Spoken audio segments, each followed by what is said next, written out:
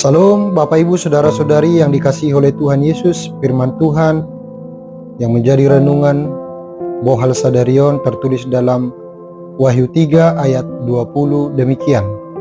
Lihat, aku berdiri di depan pintu dan mengetuk. Jikalau ada orang yang mendengar suaraku dan membukakan pintu, aku akan masuk menemui dia dan makan bersama dia dan ia bersama aku. Demikian firman Tuhan. Saudara-saudari, teks ini sungguh menarik karena kita boleh pelajari dan boleh imani bahwa Allah sendiri yang datang mencari umatnya. Karena itu inisiatif untuk keselamatan kita adalah datang dari Allah sendiri. Hal itu sangat jelas dikatakan, aku berdiri di depan pintu dan mengetuk. Jadi Allah dengan caranya sendiri, dia datang berdiri. Lalu tidak hanya berdiri, tapi dia mengetuk pintu itu. Dia membuka jalan, dia menyediakan jalan, dia mensuplai apapun yang dibutuhkan manusia. Hanya pertanyaannya, apakah ada dari antara kita yang boleh merasakan kehadirannya dan mendengar ketukan dari Tuhan itu sendiri?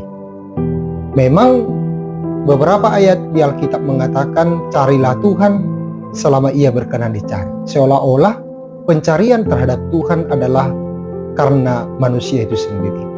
Tapi sebenarnya tidak. Manusia dari dirinya sendiri tidak akan mampu mencari Tuhan. Tapi inisiatif yang pertama datang daripada Tuhan itu sendiri. Dia yang memperkenankan dirinya untuk dicari, untuk ditemui. Dalam artian, dia sendiri yang datang mencari dan menemui kita. Bukankah ini sesuatu yang luar biasa dalam kehidupan kita? Kalau dalam ayat ini juga dilanjutkan dengan, jikalau ada orang yang mendengar suaraku dan membukakan pintu, aku akan masuk menemui dia dan makan bersama dia dan ia bersama aku. Ketika kita peka terhadap panggilan Tuhan, ketika kita peka terhadap pertolongan dia, maka dia akan memberi manfaatnya dalam diri kita. Saudara-saudari, sering dalam segala kesulitan kita, keterbatasan kita, kita merasa bahwa kita sendiri, kita kesepian, Allah seolah tidur, Allah seolah tidak peduli dalam kehidupan kita. Tapi sebenarnya anggapan itu adalah anggapan yang salah. Allah tidak pernah meninggalkan kita. Bahkan sekali lagi, dia sendiri yang datang mencari dia.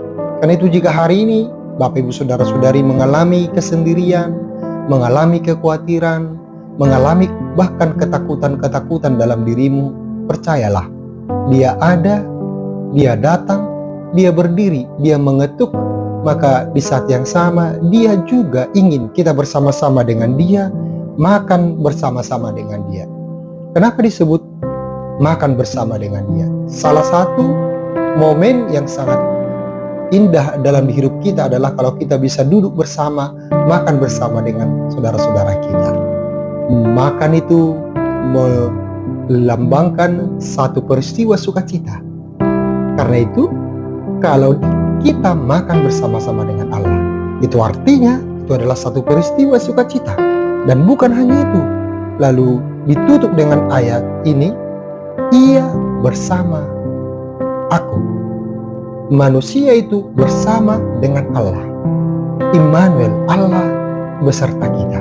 Dia menyertai, dia melindungi, dia senantiasa tinggal di dalam diri kita, di dalam rumah kita, di dalam pekerjaan kita.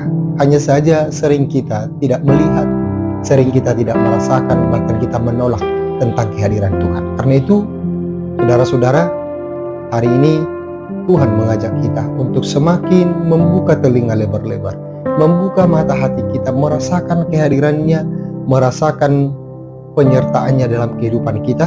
Karena itu jangan pernah merasa bahwa Tuhan tidak bersama dengan kita, Tuhan tidak pernah meninggalkan kita, tapi dia senantiasa beserta dan menemani kehidupan kita. Selamat berkarya, Tuhan Yesus memberkati. Oras.